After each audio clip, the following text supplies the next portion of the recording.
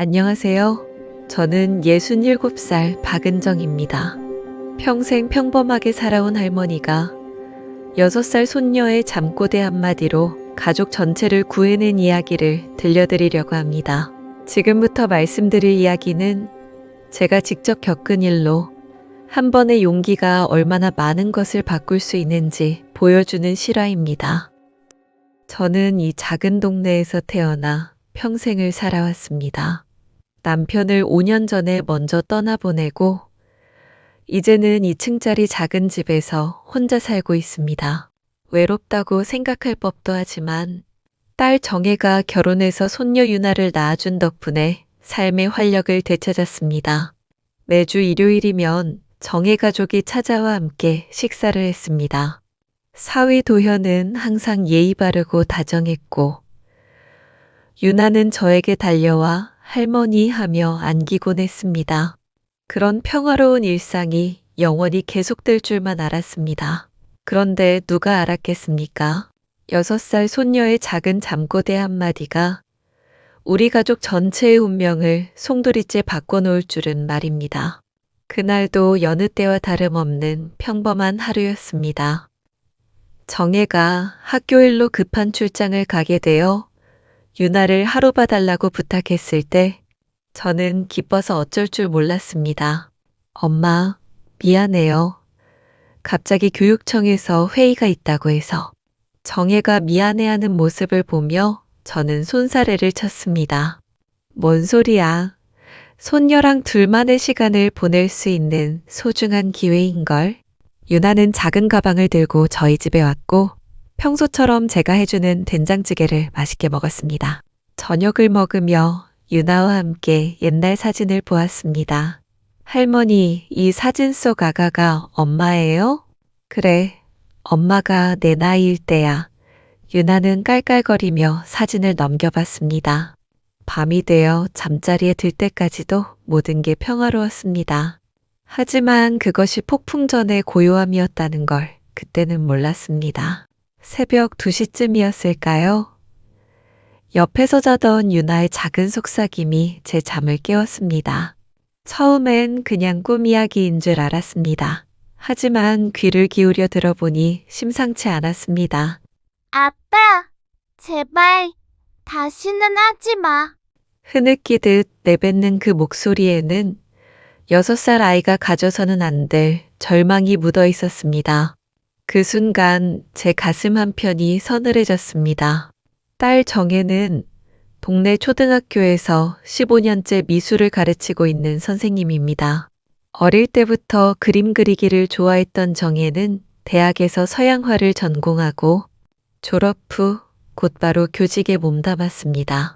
성격이 온화하고 아이들을 좋아해서 학부모들 사이에서도 인기가 높았습니다.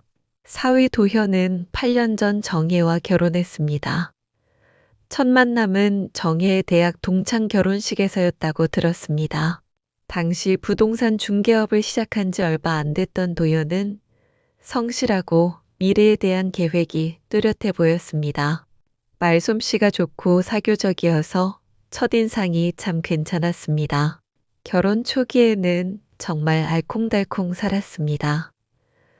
사위 도현이 부동산 일로 바빠도 정혜를 챙겨주려고 노력하는 모습이 보였고 정혜도 남편을 믿고 따랐습니다. 결혼 2년 차에 유나가 태어났을 때는 도현이 얼마나 기뻐했는지 모릅니다. 장인어른, 제가 꼭 잘 키우겠습니다. 라며 눈물까지 흘렸던 모습이 아직도 기억에 남습니다. 겉보기에는 정말 화목한 가정이었습니다. 이웃들도 늘 부러워했습니다. 은정 여사는 참 복이 많아요. 사위가 그렇게 잘해주고 손녀도 예쁘고 시장에서 만나는 아주머니들도 그런 말을 자주 했습니다. 저 역시 그렇게 생각했습니다. 명절이나 생일 때마다 선물을 챙겨오는 사위 도연을 보면서 역시 사람을 제대로 봤구나 싶었습니다. 하지만 최근 들어 미묘한 변화들이 느껴졌습니다. 가끔 이상한 순간들이 있었습니다. 정혜가 웃고 있는데 눈이 웃지 않을 때가 있었습니다. 도연이 큰 소리로 웃으며 이야기할 때 정혜는 조용히 고개만 끄덕이며 미소를 짓곤 했습니다. 전화를 받을 때도 예전처럼 밝은 목소리가 아니라 조심스러운 톤으로 말하는 것 같았습니다. 그때마다 제 마음 한편에 작은 의문이 스쳤지만 부부싸움은 칼로 물베기라며 대수롭지 않게 넘겼습니다. 결혼한 지 몇 년 되면 누구나 그런 시기가 있다고 생각했습니다. 특히 도연의 사업이 바빠지면서 스트레스를 받는 것 같았고 정혜도 학교 일로 피곤해 보였습니다. 유나도 평소에는 밝고 활발한 아이였습니다. 할머니 집에 오면 종종거리며 이것저것 묻고 엄마를 닮아 그림 그리기를 좋아했습니다. 색칠도 참 잘해서 저는 늘 우리 유나는 예술가가 될 거야 라고 자랑하곤 했습니다. 그런 아이가 그런 무서운 잠꼬대를 한다는 게 믿어지지 않았습니다. 그 밤 이후로 저는 유나의 행동을 더욱 자세히 관찰해 보기 시작했습니다. 평소와 다른 점들이 하나둘 눈에 띄기 시작했습니다. 밥을 먹다가도 갑자기 멍하니 창밖을 바라보곤 했고 그림을 그릴 때도 예전처럼 밝은 색깔 대신 검은색이나 회색을 자주 사용했습니다. 유나야, 무슨 그림 그리는 거야? 하고 물어보면 그냥 요 하며 고개를 떨어뜨렸습니다. 예전에는 할머니, 이건 우리 가족이에요 하며 신나게 설명해 주던 아이가 말입니다. 그림 속 인물들도 모두 표정이 어두워 보였습니다. 며칠 후 유나가 또 저희 집에 왔을 때 저는 더욱 주의 깊게 지켜봤습니다. 저녁을 먹으며 유나야, 요즘 아빠랑 뭐하고 놀아? 하고 자연스럽게 물어봤습니다. 그런데 아이는 잠시 굳어지더니 아빠는 바빠요. 라고 작게 대답했습니다. 그 표정이 묘하게 어두워 보였습니다. 아빠가 바쁘구나. 그럼 엄마랑은 뭐하고 놀아? 엄마도 바빠요. 유나는 혼자 놀아요.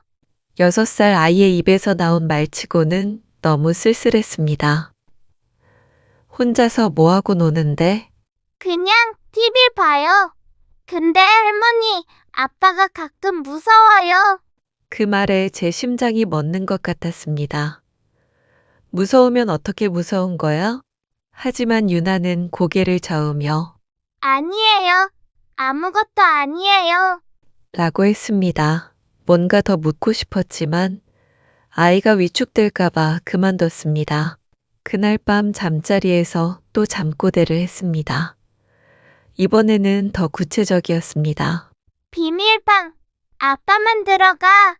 유나는 안 돼. 엄마한테 말하면 안 된다고 했는데. 아이의 작은 목소리에 두려움이 가득했습니다. 제 가슴이 철렁 내려앉았습니다. 새벽에 잠에서 깬 유나가 할머니, 무서운 꿈 꿨어요. 라고 하며 제 품에 파고들었을 때 제 심장이 쿵쾅거렸습니다. 괜찮아, 유나야. 할머니가 여기 있잖아. 하지만 속으로는 온갖 나쁜 생각들이 스쳐갔습니다. 혹시 도현이가 아이에게 뭔가 나쁜 일을 하고 있는 건 아닐까 하는 끔찍한 상상까지 했습니다. 다음 날 아침 정혜가 유나를 데리러 왔을 때 저는 조심스럽게 물어봤습니다. 정혜야, 유나가 요즘 잠꼬대를 하는 것 같던데 집에서도 그래?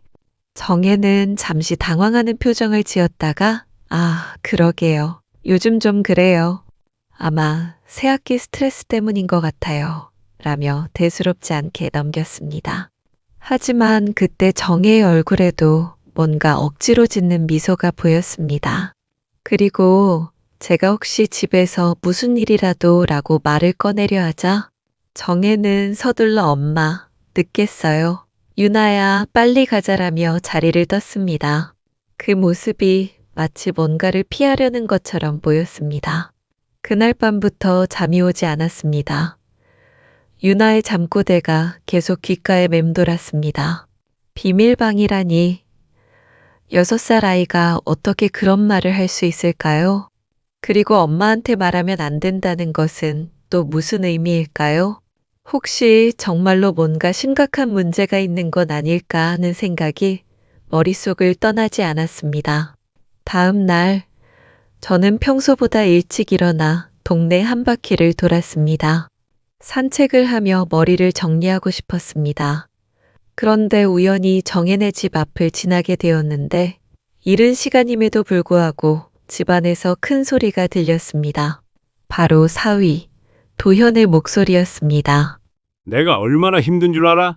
이 모든 게 다 너희 때문이야. 무슨 일인지는 모르겠지만 평소에 다정한 사위와는 완전히 다른 목소리였습니다.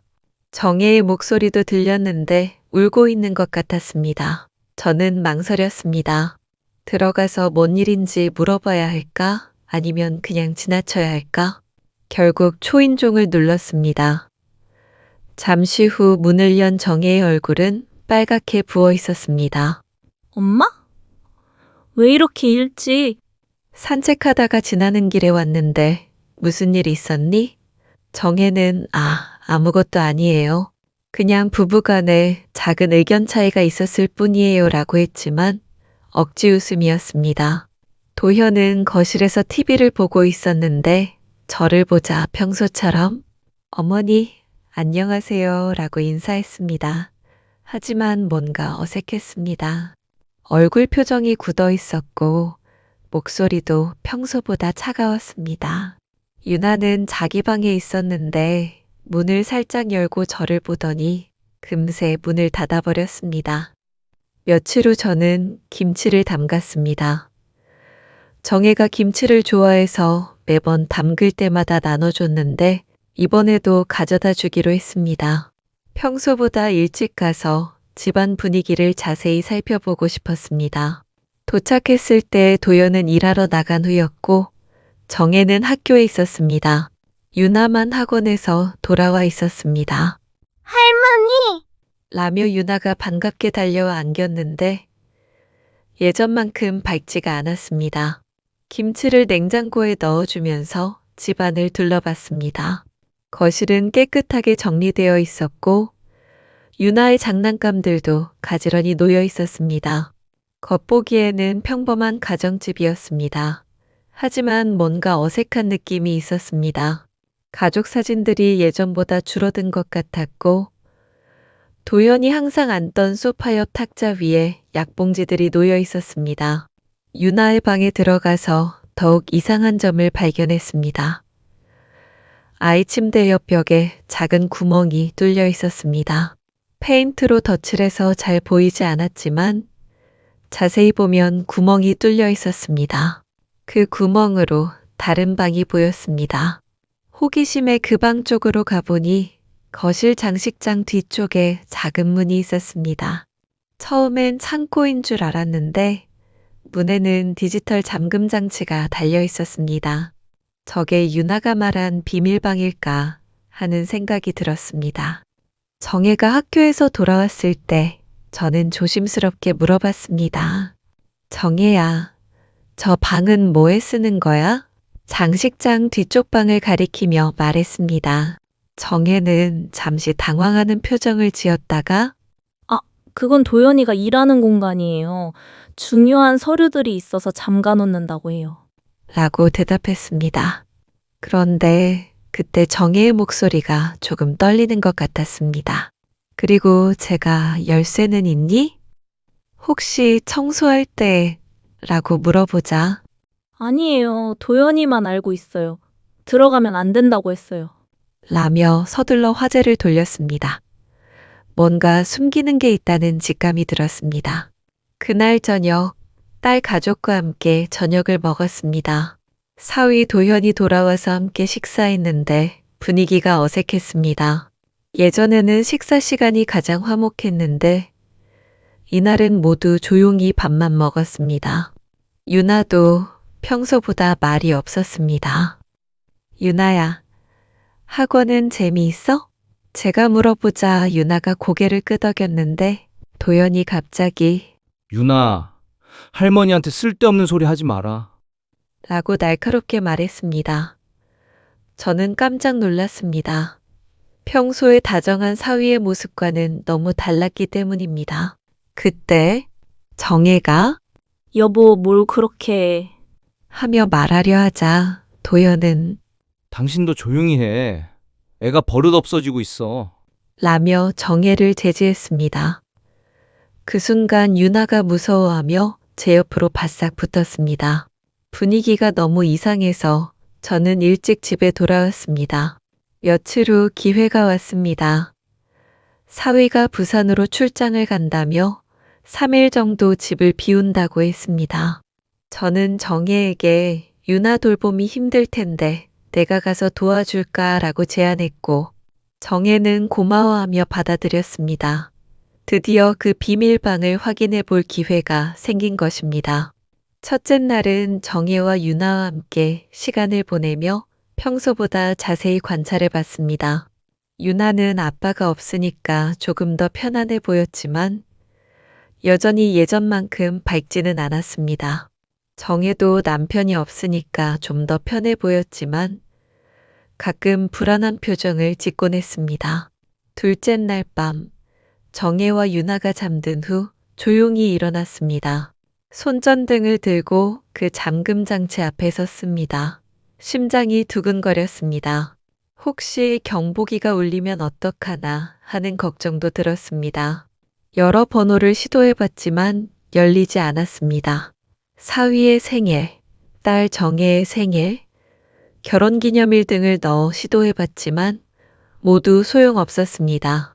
그런데 문득 유나의 생일을 입력해봤더니 삐소리와 함께 문이 열렸습니다. 도현이 딸의 생일을 비밀번호로 써놓았다니 참으로 아이러니한 일이었습니다. 방 안은 작은 서재 같았습니다. 책상 위에는 컴퓨터와 서류들이 가지런히 놓여 있었고 벽에는 여러 개의 모니터가 설치되어 있었습니다. 처음에는 정말 업무용 공간인 줄 알았습니다. 하지만 서류들을 자세히 보니 심상치 않았습니다. 첫 번째로 눈에 띈 것은 대출 서류였습니다. 그런데 놀랍게도 모두 딸 정의 이름으로 되어 있었습니다. 제1금융권, 제2금융권, 심지어 대부업체까지 여러 곳에서 빌린 돈이 수억 원에 달했습니다. 이자율도 상상을 초월했습니다. 월 5%, 심지어 10%짜리 대출도 있었습니다. 더 충격적인 것은 계약서들이었습니다. 정혜가 수십 개의 부동산 계약에 연대보증을 서 있었습니다. 그런데 정혜의 서명들이 모두 똑같았습니다. 마치 복사한 것처럼요. 인감도 마찬가지였습니다. 분명히 위조된 것들이었습니다. 컴퓨터를 켜보니 더 충격적인 내용들이 나왔습니다. 이메일함을 열어보니 채권업체에서 온 독촉장들과 협박성 메시지들이 가득했습니다. 돈 안 갚으면 가족한테 피해간다. 아내 직장에 알리겠다.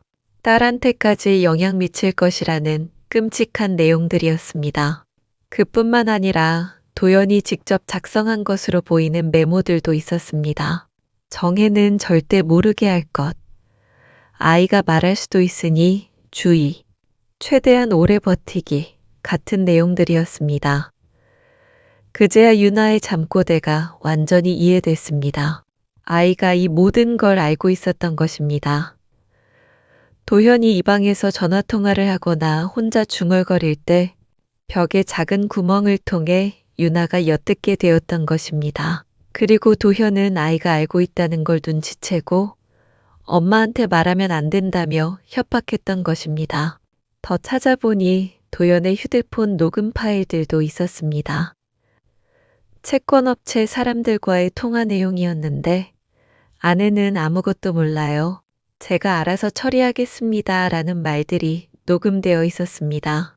심지어 필요하면 아내 명의로 더 대출받을 수도 있습니다. 라는 말까지 있었습니다. 그 순간 모든 퍼즐이 맞춰졌습니다. 사위 도연이 최근 들어 예민해진 이유, 정혜가 불안해 보이던 이유, 유나가 무서워하며 잠꼬대를 하던 이유가 모두 명확해졌습니다. 제 손이 떨렸습니다. 이 모든 증거들을 어떻게 해야 할지 막막했습니다. 다음 날 아침, 저는 잠을 거의 이루지 못했습니다. 어젯밤 발견한 것들이 계속 머릿속을 맴돌았습니다. 정혜에게 어떻게 말해야 할지, 유나는 얼마나 더 고통받아야 하는지 생각하니 견딜 수가 없었습니다. 정혜가 아침 식사를 준비할 때 저는 조심스럽게 접근해 봤습니다. 정혜야, 요즘 많이 힘들어 보이는구나. 정혜는 괜찮아요. 엄마라고 했지만 얼굴이 많이 상해 있었습니다. 며칠 사이에 살도 빠진 것 같았습니다. 혹시 도연이와 무슨 문제라도 제가 말을 꺼내려 하자 정혜는 갑자기 울음을 터뜨렸습니다. 엄마, 저 정말 모르겠어요. 요즘 유나 아빠가 너무 이상해요. 예전 같지 않아요. 그제야 정혜도 뭔가 심각한 문제가 있다는 걸 느끼고 있었다는 걸 알았습니다. 어떻게 이상한데? 화를 자주 내고 밤에 전화를 많이 받아요. 그리고 제가 뭘 물어봐도 신경 쓰지 말라고만 해요. 심지어 유나한테도 짜증을 내고. 정혜의 목소리가 점점 작아졌습니다. 저는 더 이상 미룰 수 없다고 생각했습니다. 정혜야, 엄마가 어젯밤에. 하지만 그때 유나가 부엌으로 들어왔습니다. 할머니, 엄마 왜 울어요? 아이의 불안한 표정을 보니 당장 말하기는 어려울 것 같았습니다. 그날 오후 유나를 공원에 데리고 나갔습니다. 아이와 단둘이 있을 때 자세한 이야기를 들어보고 싶었습니다. 유나야, 할머니한테 솔직히 말해볼래? 아빠가 어떻게 무서워? 유나는 한참을 망설이더니 작은 목소리로 말했습니다. 아빠가 밤에 방에서 큰 소리로 전화해요. 그리고 가끔 울어요. 6살 아이의 입에서 나온 말이라고는 믿기 어려웠습니다. 그리고 어떤 아저씨들이 집에 와서 아빠랑 무서운 이야기를 해요. 유나가 듣고 있으면 아빠가 엄마한테 말하면 안 된다고 해요. 그랬어? 또 뭐가 있어? 아빠가 엄마 이름으로 뭔가를 쓰는 거 봤어요. 엄마가 없을 때요. 아이의 증언이 제가 어젯밤 발견한 것들과 정확히 일치했습니다. 이제 확신했습니다. 더 이상 이 상황을 방치할 수는 없었습니다. 그날 밤 정혜와 심각한 대화를 나눴습니다. 유나를 재운 후 저는 어젯밤 발견한 모든 것들을 정혜에게 말해줬습니다. 처음에 정혜는 믿지 않으려 했습니다. 설마 유나 아빠가. 그럴 리가 없어요. 뭔가 잘못됐을 거예요. 하지만 제가 출력해온 서류들을 보여주자 정혜의 얼굴이 하얗게 변했습니다. 이게 정말 제 이름으로 된 거예요? 손이 떨리며 서류를 넘겨보던 정혜가 갑자기 무너져 내렸습니다. 엄마, 어떡해요. 저 정말 몰랐어요. 정혜는 울음을 터뜨리며 그동안 숨겨왔던 이야기들을 쏟아냈습니다. 도연이 최근 들어 예민해지고 화를 자주 냈다는 것, 밤에 이상한 전화를 많이 받는다는 것, 심지어 정혜의 통장과 인감을 달라고 했다는 것까지. 엄마, 그때 도연이 이상하다고 생각했어요. 그래서 왜 갑자기 제 인감이 필요하냐고 물어봤더니 사업 관련해서 필요하다고 하더라고요. 저를 믿지 못하냐며 화를 내서 결국 줬어요. 정혜가 자책하며 울었습니다. 그뿐만 아니라 최근에는 유나한테도 이상하게 대했어요. 엄마한테는 아빠 일 이야기 하지 마라. 할머니한테도 함부로 말하지 마라. 이런 식으로요. 저는 그냥 아이가 아빠 일에 관심이 많아서 그러는 줄 알았는데. 모든 것이 명확해졌습니다. 도현은 정혜 몰래 그녀의 명의로 엄청난 빚을 만들어 놓았고 유나가 그 사실을 알게 되자 아이를 협박해서 입막음을 한 것입니다. 그 스트레스로 6살 아이가 악몽을 꾸며 잠꼬대를 했던 것입니다. 엄마 어떡하죠? 저희 집이 망하는 거 아니에요? 정혜의 절망적인 목소리를 들으며 제 마음도 무너져 내렸습니다. 하지만 이럴 때일수록 냉정해야 했습니다. 정혜야, 우리가 가만히 있으면 안 돼. 이건 범죄야. 경찰에 신고해야 해. 하지만 정혜는 유나 아빠가 알면 더 큰일 날 것 같아요. 혹시 저희한테 해를 끼치면 어떡해요? 라며 두려워했습니다. 저도 그 걱정이 없지는 않았습니다. 하지만 더 오래 방치하면 상황은 더욱 악화될 것이 분명했습니다. 정혜야, 이미 너의 신용은 망가져 있어. 이 채무들 때문에 너는 신용불량자가 될 거고 교직에서도 쫓겨날 수 있어. 현실적인 문제들을 하나하나 짚어주니 정혜도 심각성을 깨달았습니다. 그날 밤 유나가 또 잠꼬대를 했습니다. 할머니, 유나가 잘못했나요? 엄마가 울고 있어요.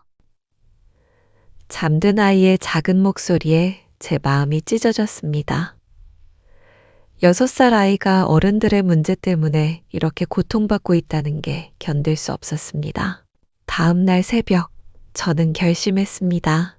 정혜가 무서워해도 제가 나서야 한다고 모든 증거 서류들을 다시 복사하고 휴대폰으로 사진도 찍었습니다. 그리고 가까운 경찰서를 찾아갔습니다. 신고하려고 왔습니다. 사위가 딸 명의로 사기를 쳤어요. 담당 형사는 제가 가져온 서류들을 자세히 살펴봤습니다. 위조와 사기 혐의가 명확해 보입니다. 피해 규모도 상당하고요. 빨리 조치하겠습니다. 하지만 형사는 한 가지 문제를 제기했습니다. 그런데 피해자인 따님이 직접 신고하셔야 처리가 더 원활할 것 같은데요. 그래서 저는 딸이 너무 무서워해서요. 혹시 가해자가 보복할까봐 라고 설명했습니다.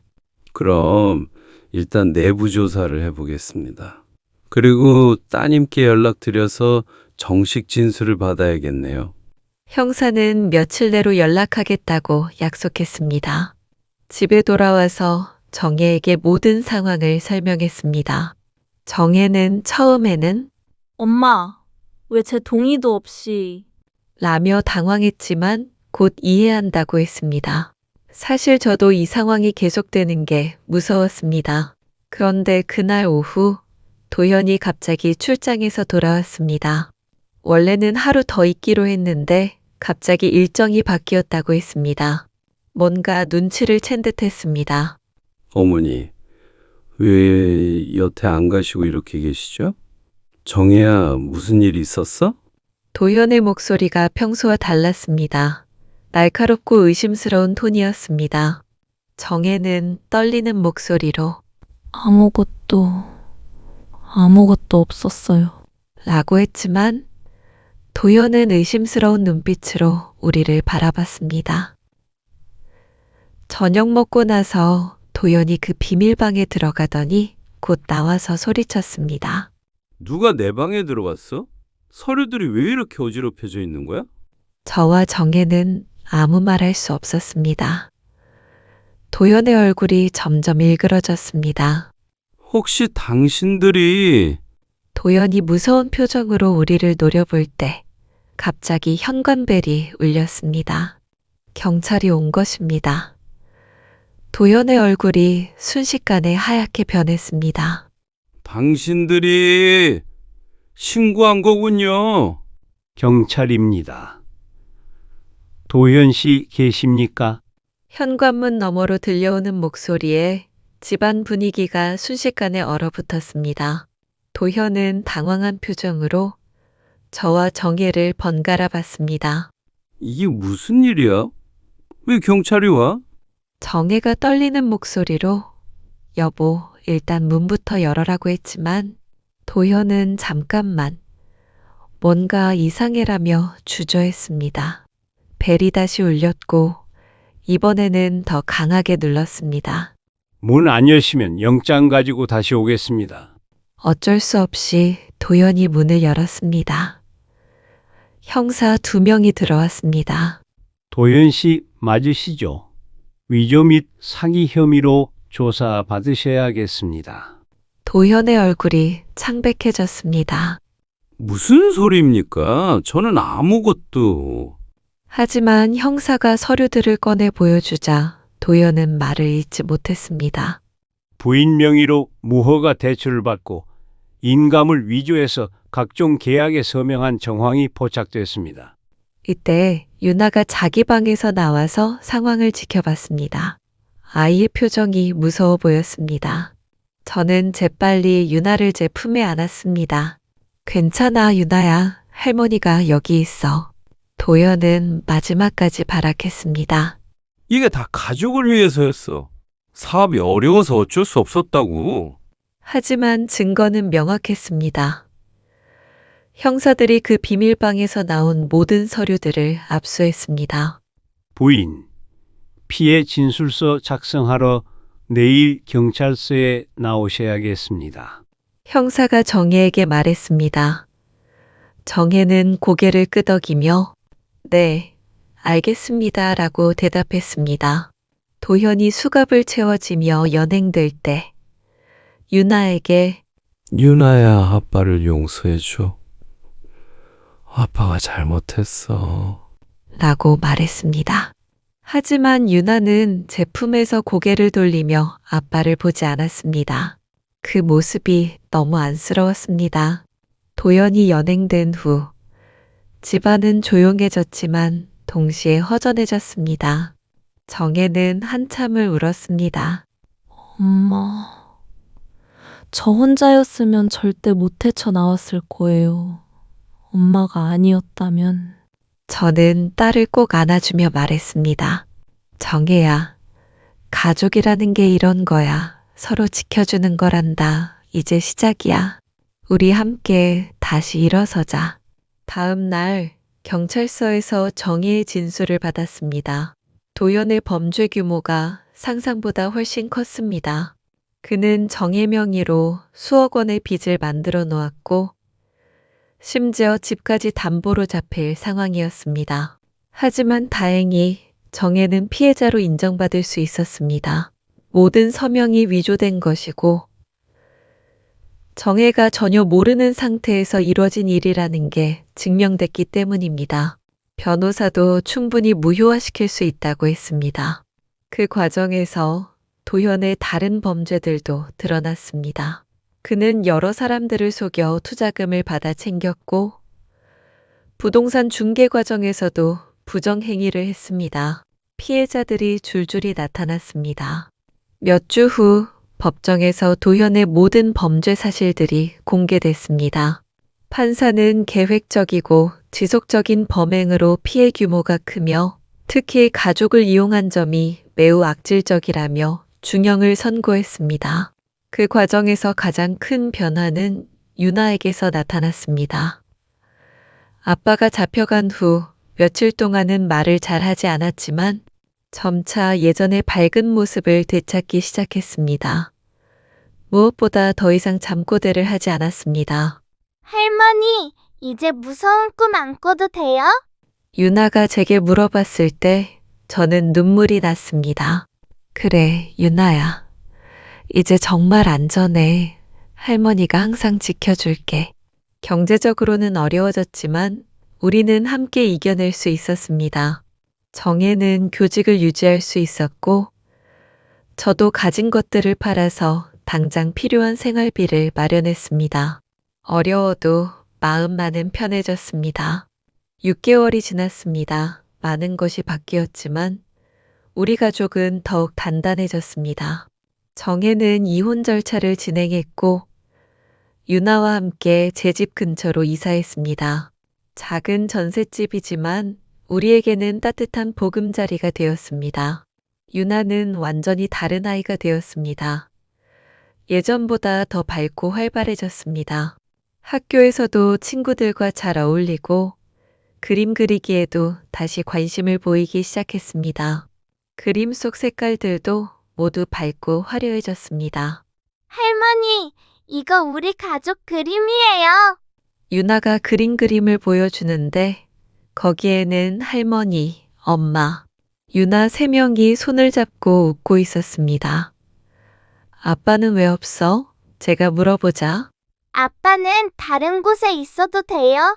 우리는 3명이면 충분해요. 라고 말했습니다. 정혜도 많이 변했습니다. 처음에는 자책감에 시달렸지만 점차 자신감을 되찾았습니다. 엄마 덕분에 더 큰 불행을 막을 수 있었어요. 만약 계속 모르고 살았다면 정혜는 저에게 고마워했습니다. 우리는 매일 저녁 함께 산책을 합니다. 유나가 중간에서 저와 정혜의 손을 잡고 종종거리며 학교 이야기를 들려줍니다. 그 모습을 보면서 저는 생각합니다. 이게 진짜 행복이구나 하고 가끔 동네 사람들이 수군거리는 소리가 들립니다. 그 집 사위가 사기꾼이었다더라 같은 말들이요. 하지만 상관없습니다. 우리는 당당합니다. 잘못한 것은 도연이고 우리는 피해자일 뿐입니다. 법정에서 도연을 마지막으로 봤을 때 그는 많이 초라해 보였습니다. 정혜야, 미안해. 장모님, 죄송합니다. 라고 했지만 이미 늦었습니다. 신뢰라는 것은 한번 깨지면 다시 회복하기 어렵습니다. 오늘도 유나와 함께 동네를 산책했습니다. 아이는 제 손을 잡고 종종거리며 학교에서 있었던 재미있는 일들을 들려줍니다. 할머니, 오늘 선생님이 용기 있는 사람에 대해 얘기해 줬어요. 할머니 같은 사람 말이에요. 저는 빙그레 웃으며 대답했습니다. 할머니는 그냥 유나를 사랑해서 그런 거야. 하지만 마음속으로는 다짐했습니다. 언제든지 이 아이의 작은 신호들을 놓치지 않겠다고. 지금 돌이켜보니 모든 시작은 유나의 잠꼬대였습니다. 만약 제가 그냥 아이들은 원래 그런 거야 라며 넘겼다면 어떻게 됐을까요? 상상만 해도 끔찍합니다. 정혜는 평생 빚에 쫓기며 살아야 했을 것이고 유나는 계속 그 공포 속에서 자라야 했을 것입니다. 잠꼬대는 단순한 꿈이 아니라 아이가 도움을 청하는 목소리였습니다. 6살 아이가 어른들에게 직접 말할 수 없는 상황에서 잠결에라도 진실을 말하려고 했던 것입니다. 그 작은 목소리에 귀 기울인 것이 우리 가족을 구했습니다. 사랑한다는 것은 때로는 편안히 지켜보는 것이 아니라 용기를 내어 행동하는 것입니다. 67세에 깨달은 이 진실을 가슴에 품고 저는 오늘도 우리 가족을 지켜나갑니다. 며칠 전 유나가 제게 이런 말을 했습니다. 할머니, 나중에 유나가 할머니가 되면 할머니처럼 용감한 할머니가 될 거예요. 그 말에 제 마음이 뭉클해졌습니다. 제가 보여준 작은 용기가 아이에게 좋은 영향을 미쳤다는 생각이 들었습니다. 이 이야기를 들으시는 모든 분들께 말씀드리고 싶습니다. 가족 중 누군가가 평소와 다른 행동을 보인다면, 특히 아이들이 이상한 신호를 보낸다면 절대 그냥 넘기지 마세요. 작은 관심과 용기가 큰 변화를 만들 수 있습니다. 지금도 어딘가에서 유나처럼 도움을 청하고 있는 아이들이 있을 것입니다. 그 작은 목소리에 귀 기울이는 어른들이 많아지기를 바랍니다. 왜냐하면 그것이 진정한 사랑이니까요. 오늘 밤도 유나는 평안한 잠에 빠져들었습니다. 더 이상 무서운 꿈을 꾸지 않는 아이를 보면서 저는 다시 한번 다짐합니다.